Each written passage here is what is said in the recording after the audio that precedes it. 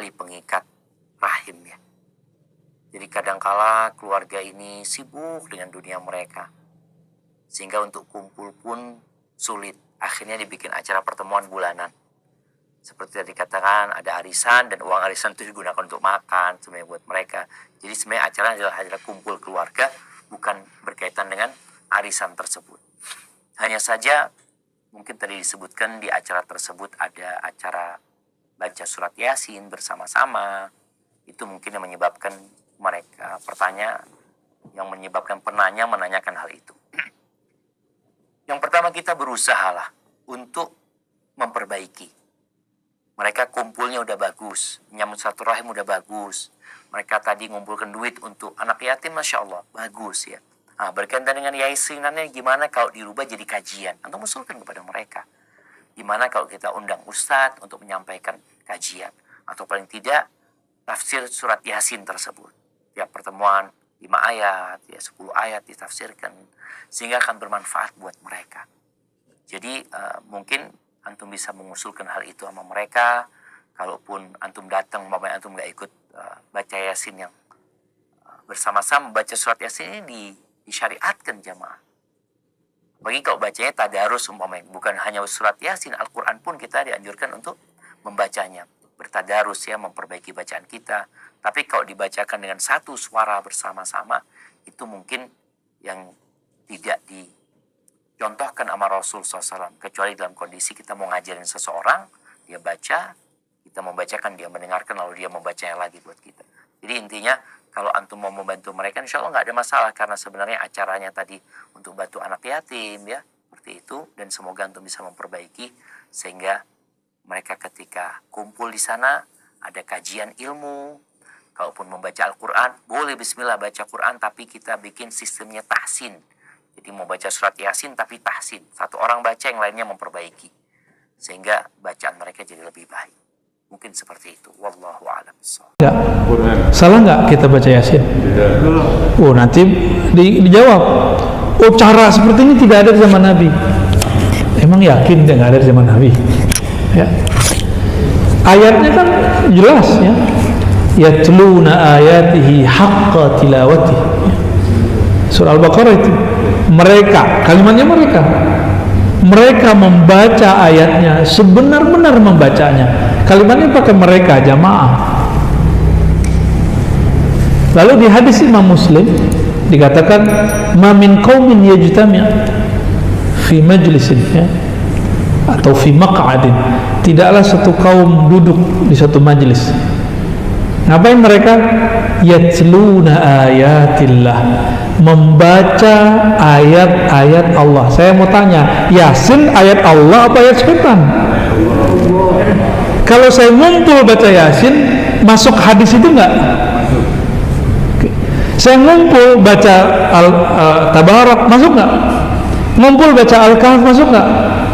Mereka akan ngomong, kenapa Yasin mulu enggak yang lain? Emang salah? Baca kitab Al-Azkar An-Nawawiyah. Imam Nawawi menulis satu bab, kebolehan melebihkan satu ayat di atas ayat-ayat yang lain. Kita hobi gitu, itu boleh. Tafdil ya, tafdil surah ala suwarin, ayat ala ayatin, itu boleh dan disunnahkan.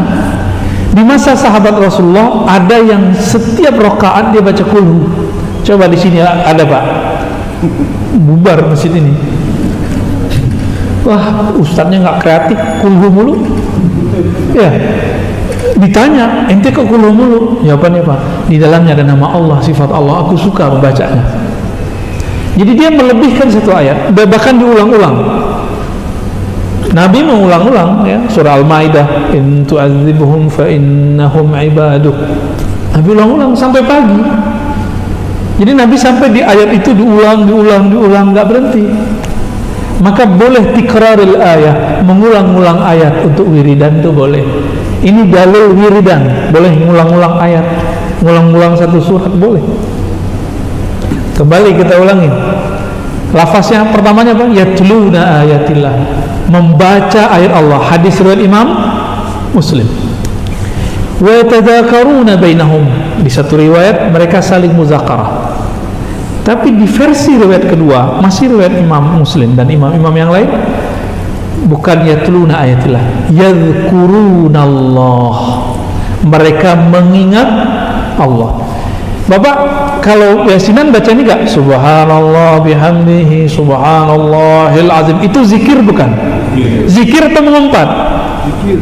Zikir atau mengumpat tuh? Bid'ah atau sunnah itu? Sunnah. Sederhana tuh. Berarti dalilnya sudah di hadapan dia, tapi Allah tutup hatinya untuk memahami itu. Coba dibuka deh, ya. Buka, dengarkan, buka hati, buka pikiran. Gak ada tuh, gak ada itu di mata ente, gak ada, ya. Di dalil ada. Orang-orang seperti ini kadang-kadang harus kita kasih disuapin, Pak. Begitu lafaznya. Berarti ada nggak di zaman Nabi? Ada tuh lafaz hadisnya. Ada nggak sahabat melakukan? Banyak. Dalil yang digunakan untuk membid'ahkannya, dalilnya tidak sampai derajat sahih. Riwayat dari ini dan bukan hadis Nabi. Bertentangan dengan hadis riwayat Muslim dari Muawiyah. Nih, mereka sering pakai. Inilah kita lihat sesuai menafsunya. Hadis nggak sahih disahihkan. Hadisnya cuma hasan, Pak.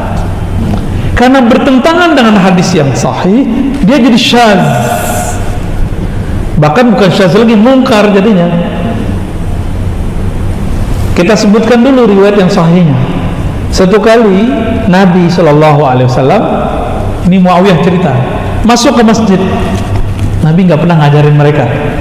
Di masjid ada orang baca Subhanallah bihamdi alhamdulillah, begitu mereka berzikir tuh, bareng-bareng mereka zikir.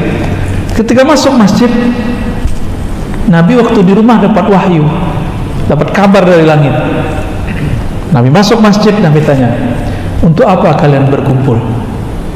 Lalu mereka menjawab, kami berkumpul memuji Allah atas nikmat Islam, nikmat hidayah yang diberikan kepada kami, wahai Rasulullah. Itu kata siapa? Para sahabat. Disuruh Nabi nggak mereka? Enggak, mereka inisiatif sendiri. Inilah cikal bakal yasinan, zikiran, thariqat ini, Pak, ya.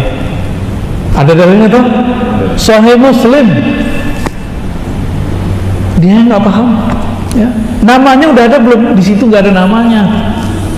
Isinya orang thariqat ngapain? Isinya orang yasinan ini sama persis, nggak jauh beda. Terus karena ditanya lagi, mereka mulai ketakutan. Ditanya yang ketiga kali, mereka kemudian tambah takut disalahkan Nabi dan bid'ah. Apa kata Nabi? Wahai sahabatku, aku bertanya begini bukanlah tuhmah, menuduh kalian. Aku bertanya begini karena ja'ani Jibril, datang kepadaku Jibril, malaikat paling mulia di langit, mengabarkan kepadaku, innallaha yubahi bikumul malaika, hai orang-orang yang berkumpul berzikir menyebut nama Allah, Allah berbangga menyebut nama kalian di langit sana. Lanjutkan itu, Pak, ya. Hadis sahih riwayat Imam Muslim.